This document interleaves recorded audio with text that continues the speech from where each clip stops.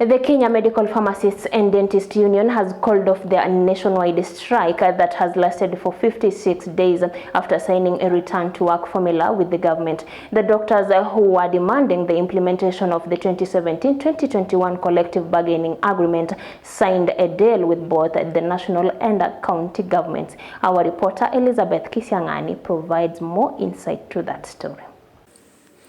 After weeks on the streets, a number of court appearances and several meetings that failed, the Kenya Medical Practitioners, Pharmacists and Dentists Union finally came to an agreement with the government to call off the strike, which have been effectively ending of 56 nationwide strike.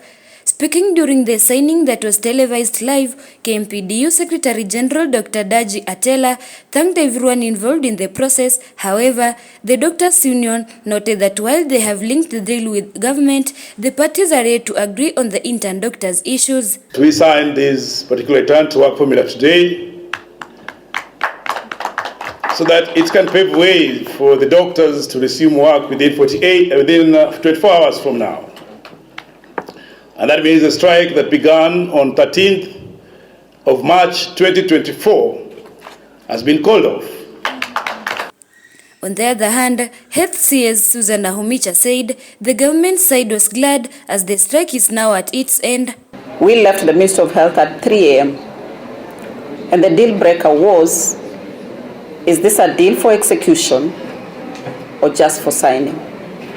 And we agreed that it was a deal for execution.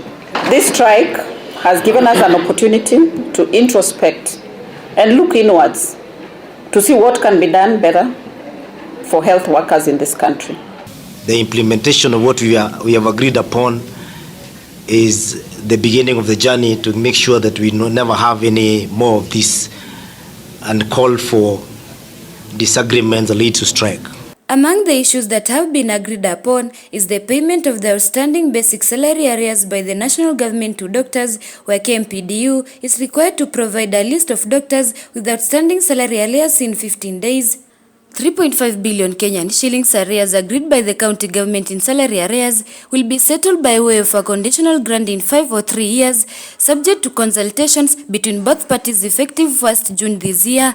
The government has committed to harmonize terms of service within 90 days in accordance with existing legal framework.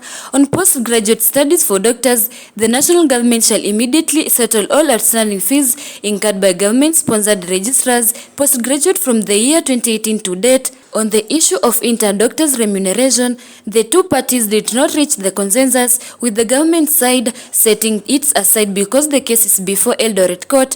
On the other hand, Kmpdu was insisting on posting interns immediately in accordance with the 2017-2021 bargaining agreement. We have agreed on a 60 days period that they will not be posted, but we'll be having conversations on this issue.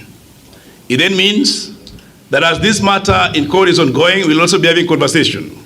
But one thing we must assure everybody, every doctor and every person, that the rights of workers as enshrined in a collective bargaining agreement that is signed, that is sacrosanct, we will always endeavor to protect.